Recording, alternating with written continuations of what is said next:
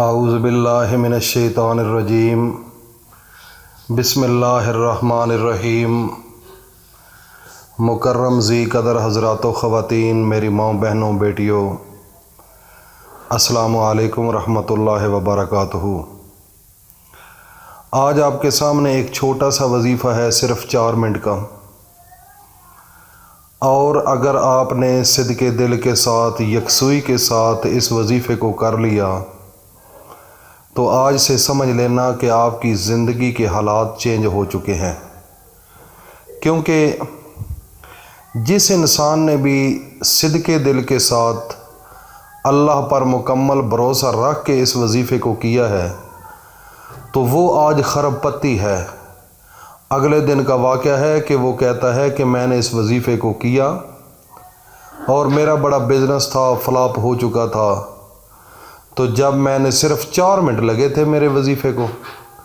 4 minute کے بعد ایک سفید کپڑے والا بندہ آیا، اس نے مجھے 11 کروڑ روپیہ مجھے پکڑایا اور بات کیے بغیر واپس چلا گیا۔ یہ دیکھو نا، 11 کروڑ روپیہ ایک اماؤنٹ ہے، یہ جب انسان سنتا ہے تو یقین نہیں بنتا، لیکن اگر حقیقت کی جانب چلا جائے تو یہ قرآن مجید کی ایک سورت سورہ کوثر ہے۔ سورہ کوثر اللہ تعالیٰ کی نورانی جو مخلوق ہے، فرشتے، وہ آپ نے دیکھے نہیں ہیں، وہ آپ کو نظر نہیں آتے، لیکن جب انسان کی آنکھوں سے پردہ ہٹ جائے گا تو پھر اس کو یقین آئے گا کہ انسانی مخلوق کے علاوہ جو نورانی مخلوق ہے اللہ کی، جو اللہ کے فرشتے ہیں، اگر ان کو وہ دیکھے گا تو وہ ہکا بکا ہو جائے گا کہ دیکھو اللہ تعالیٰ کا کتنا بڑا نظام ہے۔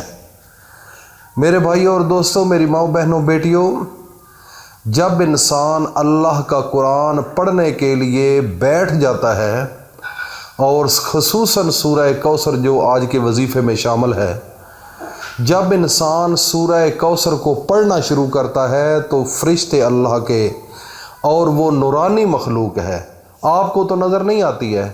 لیکن وہ آپ کے ارد گرد گھیرا ڈال لیتی ہے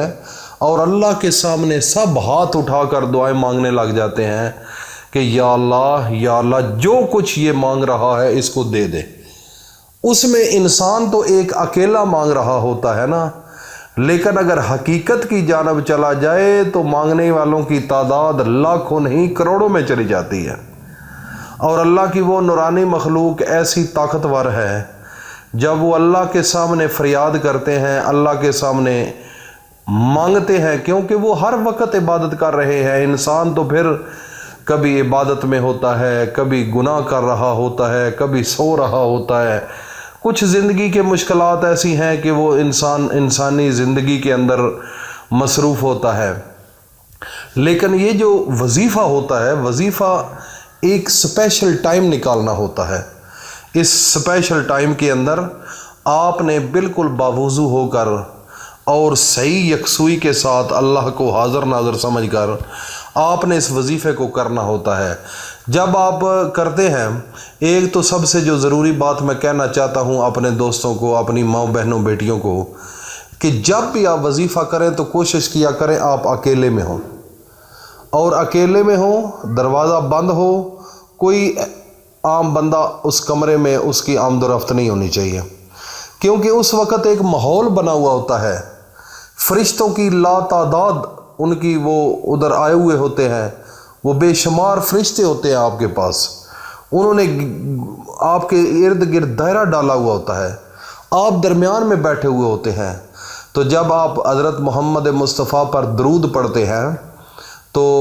وہ سب خوشی سے جھومتے ہیں، وہ خوش ہوتے ہیں، لیکن آپ کو وہ نظر نہیں آتے، کیونکہ اللہ تعالیٰ کو یہ ادا اتنی پسند ہے۔ اللہ خود فرماتا ہے کہ میں بھی درود پڑھتا ہوں اور اے ایمان والو تم بھی درود پڑھو، اس لیے وظیفہ میں بتاتا ہوں، درود کی بات آ گئی ہے، سب مل کر ابھی ہم میرے نبی حضرت محمد مصطفیٰ کو تحفہ بھیجتے ہیں۔ میری مائیں بہنیں بیٹیاں جو ہمیں سن رہی ہیں، میرے بھائی بزرگ جو ہمیں سن رہے ہیں،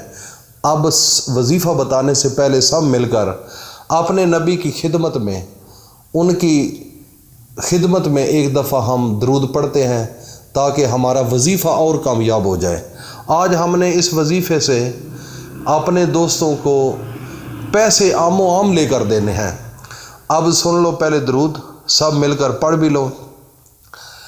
اللہم صلی علی محمد وعلی آل محمد کما صلیت علی ابراہیم وعلی آل ابراہیم انک حمید مجید۔ اللہم بارک علی محمد وعلی آل محمد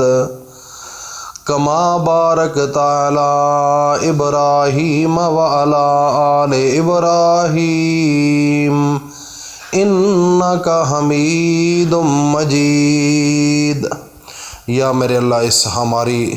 جو دعا کی ہے، تعریف کی ہے اپنے نبی کی، قبول فرما۔ تو اب ہم جو پہلے سبسکرائبر ہیں لیگل وہ چل رہے ہیں، ٹھیک ہے، جو نئے ہیں ان کو میں یہ کہتا ہوں کہ وہ سبسکرائب کر لیں اور ساتھ بیل آئیکن کو پریس کر کے کمنٹ سیشن میں اپنا نام ضرور لکھیں تاکہ ان کو اس وظیفے کی اجازت دی جائے۔ اور رپلائی کی ضرورت نہیں، جب آپ نام لکھ کر بھیج دیں گے تو ہم اس کو دے کر اجازت دے دیتے ہیں، آپ پریشان نہ ہوا کریں۔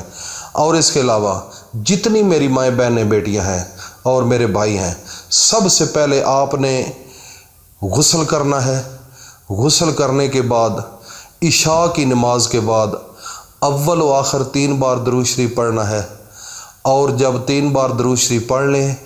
تو اس کے بعد سورہ کوثر کو 7 بار پڑھنا ہے۔ سورہ کوثر، انا اعطینک الکوثر فصلی لربک وانحر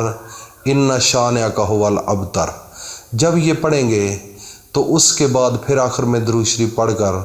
اکیلا کمرہ ہونا ہے، کھل کر اللہ کے سامنے ہاتھ اٹھا کر دعا مانگنی ہے، اور تھوڑا نہیں مانگنا، زیادہ مانگنا ہے اللہ سے، کیونکہ اللہ تعالیٰ ایک پاور کا نام ہے۔ میرے بھائی اور دوستو، اب ہم بات کر رہے ہیں، تم سن رہے ہو، ہمارے ساتھ 2 فرشتے ویسے لگے ہوئے ہیں، نیکیاں لکھنے والے، برائی لکھنے والے، لیکن آپ کو نظر تو نہیں آ رہے۔ اسی طریقے سے جب ہم اللہ کا قرآن پڑھتے ہیں، وظیفہ کرتے ہیں، اس وقت اللہ کی یہ نورانی مخلوق آپ کے پاس پہنچ جاتی ہے اور پھر وہ سب کچھ اللہ کو بتاتی ہے۔ تو میرے بھائی اور دوستو، جب یہ آپ وظیفہ کریں تو عاجزانہ، فقیرانہ اللہ کے سامنے ہاتھ اٹھا کر آنسو ضرور نکالنا ہے۔ تو پھر جب یہ نکالیں گے تو اسی وقت آپ نے پھر فریاد کرنی ہے اللہ سے، مجھے اتنے پیسے دے دو، یہ گاڑی دے دو، گھر دے دو۔ تو آپ کی دعا کے ساتھ فرشتے بھی شامل ہو جاتے ہیں، کیونکہ اللہ کو اس انسان سے بڑی محبت ہے۔ سکی ماں جو ہوتی ہے 70 گنا زیادہ اللہ محبت کرتا ہے اپنے بندے سے۔ اس لیے اس وظیفے کو کبھی نہ چھوڑنا، بھول کر بھی نہ چھوڑنا، اور اپنے دوستوں کو، فیملی، اگر کوئی کہتا ہے مجھے فائدہ نہیں ہوا تو میں آپ کو گرانٹڈ یہ کہہ سکتا ہوں کہ آپ نے وظیفہ کرتے ہوئے غلطیاں کی ہیں۔ میں یہ بار بار کہتا ہوں، اور میری آنکھوں کے سامنے لوگ فائدہ لے رہے ہیں اور ہمیں بتا رہے ہیں۔ آپ کو کیوں نہیں فائدہ ہوتا؟ فائدہ ہونے کے لیے ضروری باتیں اپنے ذہن میں رکھیں۔ ایک تو اللہ پر پورا بھروسہ رکھیں، کامل یقین ہونا چاہیے، اور دوسرے نمبر پر جھوٹ نہیں بولنا چاہیے، سچی بات کیا کرو۔ اللہ تو آپ کے دلوں کو جانتا ہے نا، اور دل کے اندر برائی نہیں ہونی چاہیے کسی کے لیے، حسد نہیں ہونا چاہیے، نمازی ہونا چاہیے بندے کو۔ اور جب یہ دعا مانگیں اول و آخر درود پڑھا کریں، جس دعا کے اندر درود شامل ہو اور سب فرشتے اس پر آمین کہہ رہے ہوں، تو یہ کیسے ممکن ہے کہ آپ کی دعا قبول نہ ہو؟ اگر نہیں ہوتی تو آپ غلط ہیں، بس دیٹس آل۔